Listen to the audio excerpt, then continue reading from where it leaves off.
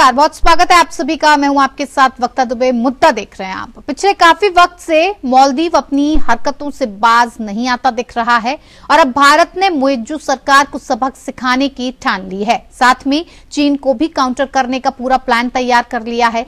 मोदी सरकार ने लक्षद्वीप में नेवल बेस बनाने का ऐलान कर दिया है और इस समुद्री इलाके में अरबों डॉलर का समुद्री व्यापार होता है। जहाजें यहां से गुजरती हैं और ये पूरा इलाका दक्षिण पूर्व एशिया और उत्तरी एशिया के देशों जैसे चीन, जापान और दक्षिण कोरिया को खाड़ी देशों और यूरोप से कनेक्ट करता है।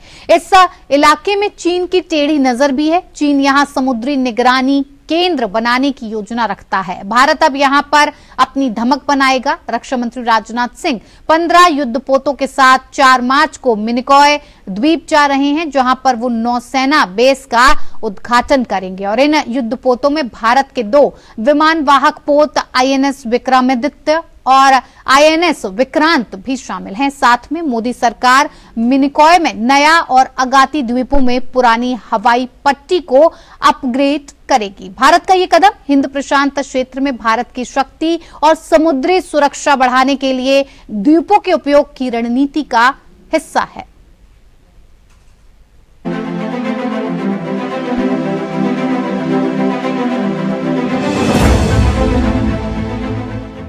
मालदीव लगातार भारत के लिए मुसीबतें खड़ी करता दिख रहा है। श्रीलंका के मना करने के बाद मालदीव ने चीन के जासूसी जहाज को अपने यहां रुकने की अनुमति दी है। मालदीव से मात्र 524 किलोमीटर दूर बसे अपने मिनिकॉय द्वीप पर नेवल बेस INS जटायु बना है। भारत लक्षद्वीप द्वीपों पर एयरबेस बनाने का प्लान है ताकि अपने समुद्री इलाकों को सुरक्षित किया जा सके। मिनिकॉय में बनने वाले INS जटायु नौसैनिक बेस से मालदीव की दूरी मात्र 524 किलोमीटर है। इतना ही नहीं, भारत अगाती आइलैंड पर मौजूद एयर स्ट्रिप को अपग्रेड करने जा रही है ताकि उसका इस्तेमाल फाइटर जेट्स और भारी विमानों के संचालन के लिए किया जा सके। साथ ही मालदीव और चीन की हरकतों पर सीधी नजर भी रखी जा सके। असल में लक्षद्वीप और मिनिकॉय आइलैंड 9 डिग्री चैनल पर हैं, जहां से हर साल करोड़ों डॉलर का व्यवसाय होता है। ये उत्तरी एशिया और दक्षिण पूर्व एशिया के बीच का रास्ता है। यहाँ बेस बनाने से मालदीव और चीन जैसे देशों को सख्त संदेश जाएगा। इतना ही नहीं, भारत ने मिनिकॉय पर एयर स्ट्रिप बनाने का फैसला भी किया है ताकि भारतीय सेना हिंद और अरब महासागर में शांति स्थापित कर सके। इसके अलावा इंडो पैसिफिक रीजन में समुद्री सुरक्षा को बरकरार रख सके। भारत सरकार ने अभी अंडमान और निकोबार आइलैंड के कैंपबेल खाड़ी में नई फैसिलिटी बनाई है। इस फैसिलिटी का इस्तेमाल सेना कर रही है। वहीं जैसे ही मिनिकॉय में नौसैनिक बेस बनेगा, उसकी वजह से इस इलाके के आसपास चीन की नौसेना जो हरकत करती है उस पर विराम लगेगा। किसी जहाज को सुंदा और लोनबंग की खाड़ी की तरफ जाना है तो उसे 10 डिग्री चैनल यानी अंडमान और निकोबार द्वीप समूह के पास से गुजरना होगा। ऐसे में दोनों जगहों पर मजबूत सुरक्षा और निगरानी दस्ता होना चाहिए जो जरूरत पड़ने पर दुश्मन को मुंहतोड़ जवाब दे सके। साथ ही आसपास के इलाकों में शांति बनाए रखे, यही भारत की रणनीति है। Bureau report APN। तो इसी मुद्दे को और बेहतर तरीके से समझने के लिए हमारे साथ खास मेहमान जुड़ गए हैं, जिनसे मैं आपका परिचय करवा देती हूँ। करोड़ी सिंह विदेशी मामलों के जानकार हैं, हमारे साथ जुड़ गए हैं। बहुत स्वागत है सर आपका कार्यक्रम में।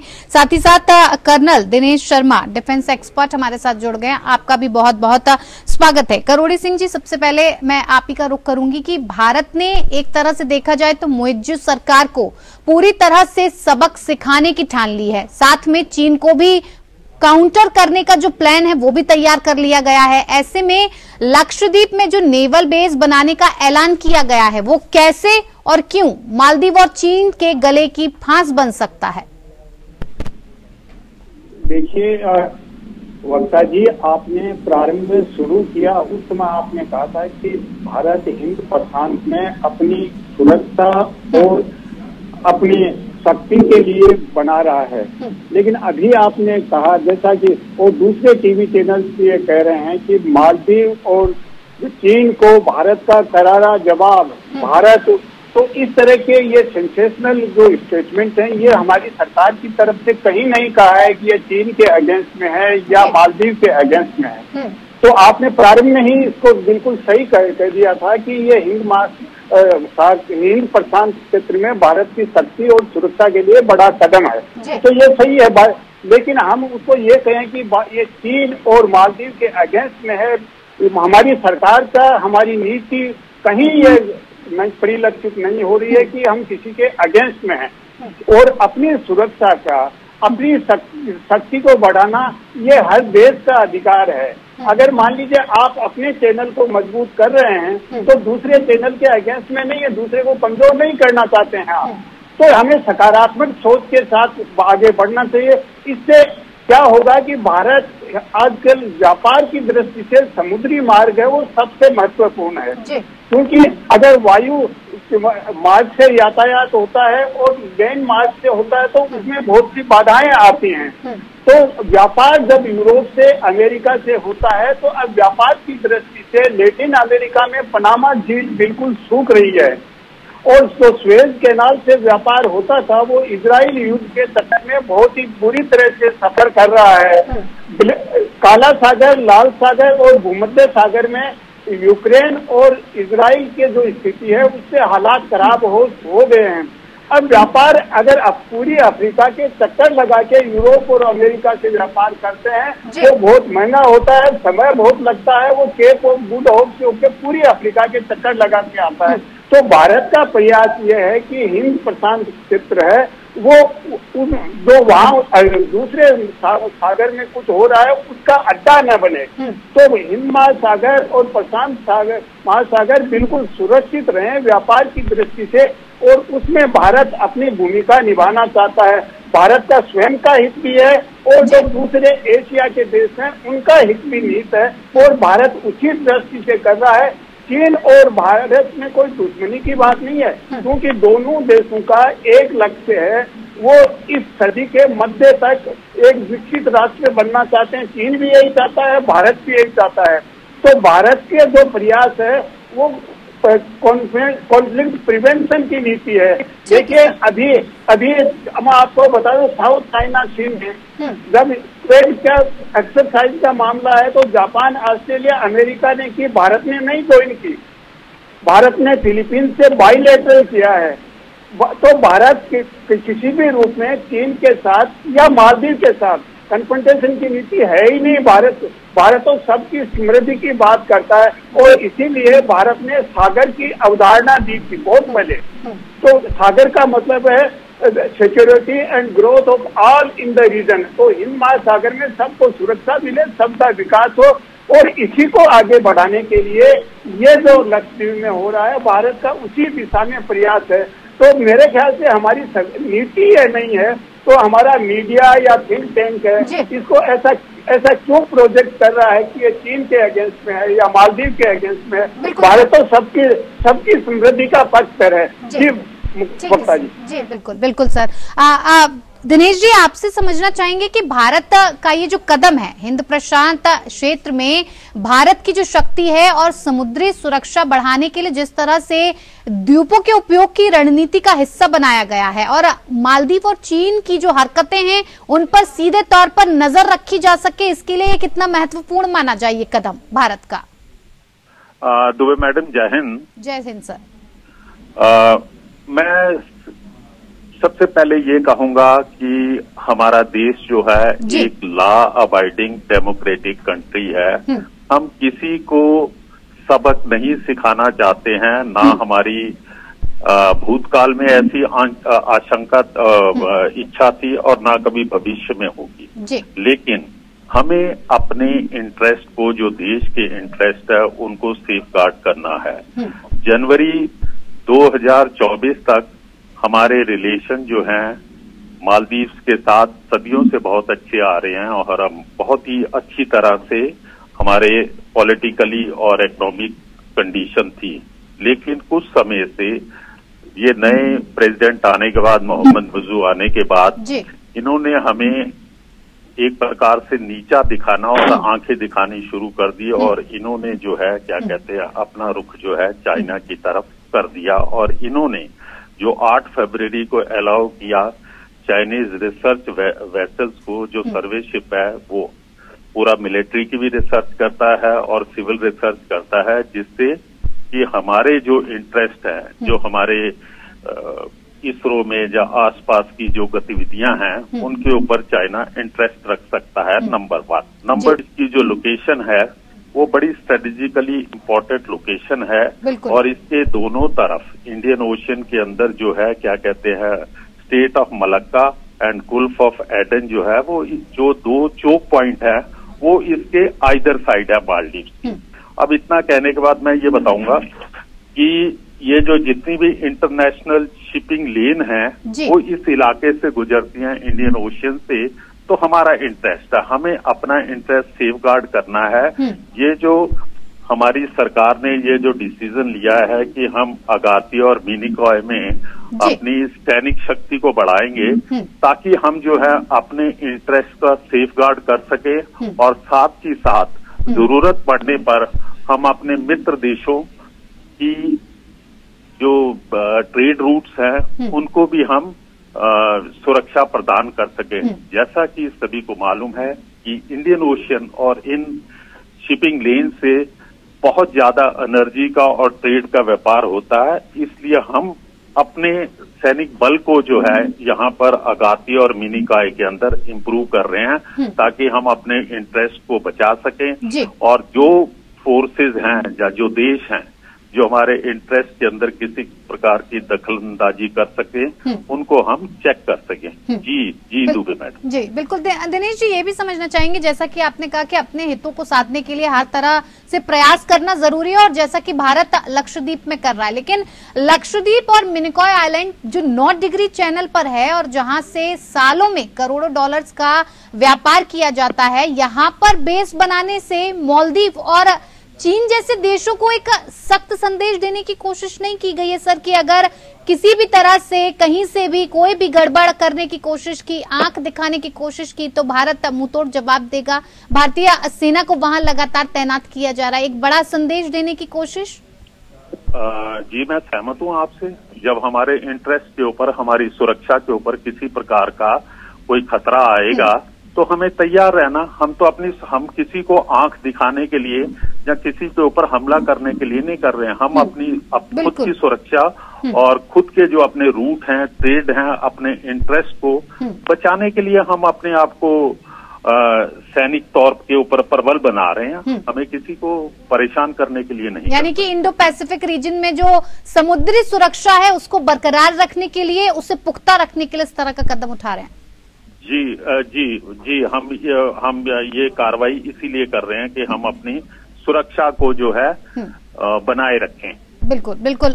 करोड़ी साहब जी, आपसे समझना चाहेंगे कि आखिर इन सारी चीजों के पीछे अगर मालदीव की मंशा देखी जाए तो आखिर उसकी मंशा क्या है? क्योंकि मालदीव चीन के बीच जो ऐसी कोई सांठगांठ दिख रही है जो भारत को इतना आंख दिखाने की हिम्मत कर रहा है मालदीव के प्रोजेक्ट्स का खुलासा तक नहीं कर रहा है। कई ऐसे प्रोजेक्ट्स उसने चीन के साथ साइन किए हुए हैं, हस्ताक्षर किए हुए हैं, जिसका वो खुलासा नहीं करना चाहता है। क्यों चीन के साथ इतना वो घुल मिल गया? किस ऐसी कौन सी सांठगांठ की इसमें कदम दिखाई दे रहा है सर कि आने वाले वक्त में भारत के लिए या फिर चीन या मालदीव के लिए नुकसानदायक साबित हो सकता है? देखिए वक्ता जी, दिनेश जी ने बहुत ही संतुलित तरीके से बताया कि भारत हिंद प्रशांत क्षेत्र में निर्बाध व्यापार और अपने आपने स्पेसिफिक सवाल मालदीव के लिए पूछा है, तो देखिए मालदीव में भी एक प्रजातांत्रिक व्यवस्था है और प्रजातांत्रिक व्यवस्था में कुछ ऐसे वादे किए जाते हैं। जब चुनाव आता है तो कुछ देशों को उनमें मुद्दा बना लेते हैं। अगर छोटा देश है और उसके पड़ोस में बड़ा देश है तो छोटे देश में जब चुनाव होता है तो प्रजातांत्रिक प्रक्रिया में बड़े देश पे कोई न कोई आरोप लगते हैं। एक राजनीतिक दल होता है वो उसके पक्ष में जाता है कि वो इंटरफेरेंस कर रहा है, दूसरा ये कहता है कि वो इसकी मदद कर रहा है। तो एक ही स्वाभाविक प्रक्रिया जहाँ भी बड़े देश और छोटे देश का पड़ोस है तो उसमें ये होता है। तो मालदीव के केस में 2 राजनीतिक दल हैं, तो जो पहले प्रेसिडेंट थे वो भारत के साथ थे और वो ये चाहते थे कि भारत के साथ हम अपना विकास करें, क्योंकि छोटे देश का विकास बड़े देश के सहायता पे या उनकी मदद पे ही निर्भर होता है। तो जो नए मौजूद राष्ट्रपति बने तो पिछले साल उन्होंने घोषणा की कि जो भारत के सैनिक यहाँ हैं, जो कि सेना की सैनिक दृष्टि से नहीं थे, वो मालदीव की प्राकृतिक आपदा या अन्य कोई संकट हो, मानवीय मदद के लिए थे। तो उन्होंने चुनाव में ये घोषणा की कि मैं भारतीयों को वापस भेजूंगा, और चीन भी अपने हित की दृष्टि से प्रयास किया कि मालदीव और भारत में ये हालात और ज्यादा गैप बढ़े। तो चीन ने उत्साहित किया और मोइजू ने चुनाव के दौरान अपने राइवल कैंडिडेट को नीचा दिखाने के लिए, वहां की जनता का समर्थन लेने के लिए घोषणा कर दी। अब वो चुनाव जीत गए तो उनको कोई कदम उठाना था, तो कदम उठाया तो निश्चित रूप से भारत को ये अच्छा नहीं लगा, क्योंकि भारत तो मालदीव की मदद ही कर रहा था। भारत ने मालदीव से कुछ लिया नहीं। भारत के सबसे ज्यादा पर्यटक मालदीव जाते हैं, मालदीव को भारत से फायदा हो रहा था। लेकिन चीन भी अपना हित देखेगा, और चीन ने ये प्रयास किया कि मालदीव से अगर भारत को हटा दिया जाए तो चीन को एक अड्डा मिल जाएगा हिंद प्रशांत क्षेत्र में अपने आप को मजबूत करने के लिए। तो मोइजू ने सबसे पहला जो यात्रा की वो चीन की और चीन के साथ बहुत से समझौते किए, और उसी समझौते के तहत चीन को यहाँ अड्डा बनाने की अप्रत्यक्ष रूप से परमिशन दे रहा है। आपने कहा कि ये गुप्त रखते हैं। देखिए, बहुत सी जो सामरिक चीजें हैं, सेना से संबंधित बातें हैं, वो सामान्यतः गुप्त होती हैं, जनता के सामने बहुत या मीडिया के सामने बहुत बाद में आती हैं। तो एक तरह का बैक चैनल डिप्लोमेसी होती है। एक जो डीप स्टेट है वो अपने तरीके से ऑपरेट होता है। ये हर देश करता है, चीन भी करता है, भारत भी करता है, अमेरिका भी करता है, और छोटे देश भी अपनी जो गुप्तचर एजेंसियां हैं उनके थ्रू काम करते हैं। तो जब सरफेस पे आ जाता है तब मीडिया को और हम लोगों को मालूम होता है कि ये गतिविधि यहाँ हो रही है। तो जब शुरू होती है तो हमें नहीं मालूम होता है। तो ये उसी का पार्ट है कि चीन ये चाहता है कि क्षेत्र में भारत या जो कुवैत संगठन बना है, जापान, ऑस्ट्रेलिया, अमेरिका, भारत को लेके, तो चीन को ऐसा लग रहा है कि वो चीन के अगेंस्ट में है, जबकि चीन के अगेंस्ट में नहीं है।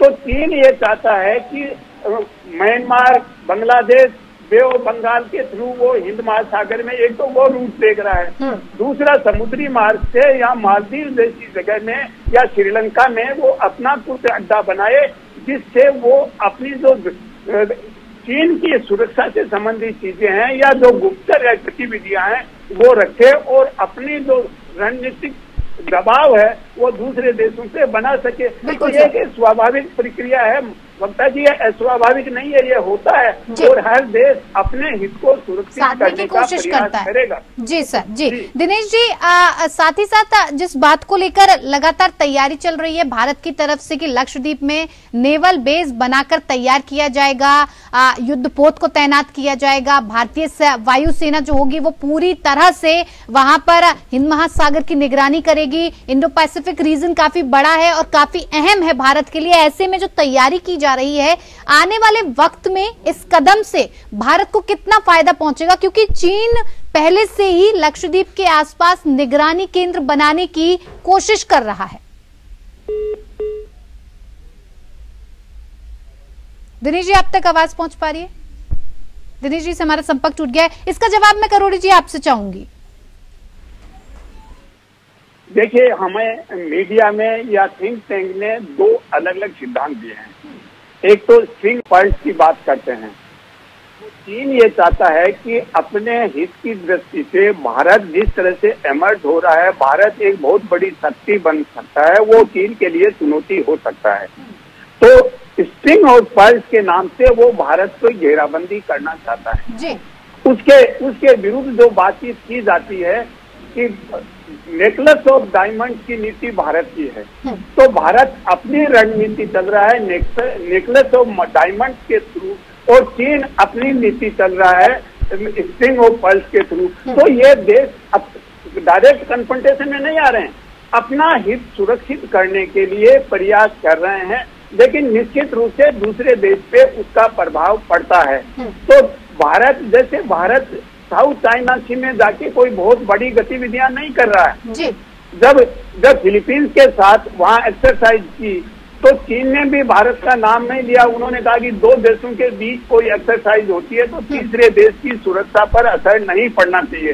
तो भारत भी यही नीति रखता है कि अगर मालदीव और चीन कुछ कर रहे हैं तो वो भारत की सुरक्षा पे, भारत की राजनीति पे असर नहीं पड़ना चाहिए। भारत ने श्रीलंका को भी यही कहा है कि अगर आप चाइना को कुछ सहूलियत देते हैं तो उसमें भारत की सुरक्षा का ख्याल रखना चाहिए। और श्रीलंका ने बार बार भारत को अश्योर किया है कि हम भारत के जो सरोकार हैं उनको ध्यान में रखते हैं, भारत के सुरक्षा संबंधी जो समझ है उसके तहत हम चीन को उस तरह की सुविधाएं नहीं देंगे। तो हर देश, छोटा देश होता है, वो विकास में बड़े देशों की अगर दो है तो दोनों की मदद लेना चाहता है।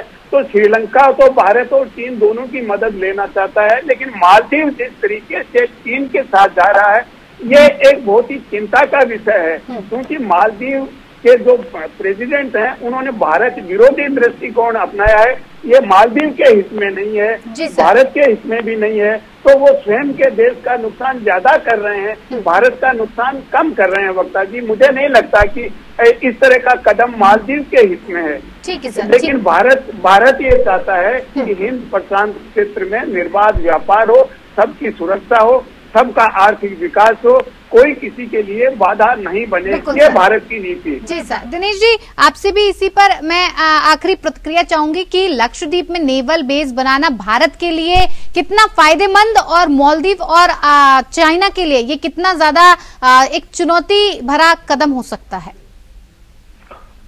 ये भारत के लिए अपनी पकड़ बनाने के लिए इंडियन ओशियन के अंदर और अरेबियन सी के अंदर ये बहुत जरूरी है। आज की तारीख में जिस समय की मालदीव ने हमारे साथ जो है, हमने जो कुछ आज तक किया, वर्षों से हम करते आ रहे थे, उन्होंने बिल्कुल झुठला दिया। मैं जल्दी से बता दूंगा कि आज तक जो है हमने इनके लिए जो है एक हॉस्पिटल खोला है, इकोनॉमिक असिस्टेंस दी है, इनको मिलिट्री असिस्टेंस दी है, कोविड के टाइम के ऊपर हमने इनको पूरे के पूरे वैक्सीन प्रोवाइड किए हैं, हर प्रकार की। इवन हमारे बजट के अंदर जो है हम इकोनॉमिक असिस्टेंस इनके लिए केटर करते हैं। लेकिन जिस ढंग से इनका व्यवहार रवैया रहा है, और मैं फिर से कहूंगा कि ये बहुत ही हमारी सरकार ने बहुत ही एक अच्छा डिसीजन लिया है, क्विक डिसीजन लिया है कि हम इन दो नवल बेसिस को अपनी नेवी को बढ़ाएं, ताकि हम अपने इंटरेस्ट को और लोगों को बता सकें कि हमारे अंदर जो है हम अपने इंटरेस्ट को बचाने के लिए कैपेबल हैं। हम किसी के लिए कोई प्रॉब्लम नहीं क्रिएट करना चाहते हैं, लेकिन हम सक्षम हैं अपने इंटरेस्ट को बनाने के लिए, बचाने के लिए और सुरक्षा को मेंटेन करने के लिए। जी दुबे जी। जी बिल्कुल। दिनेश जी और करोड़ जी, आपका बहुत बहुत धन्यवाद इस मामले को इतना बेहतर तरीके से हमारे दर्शकों तक पहुंचाने के लिए और उन्हें समझाने के लिए। फिलहाल मुद्दा में इतना ही। नमस्कार।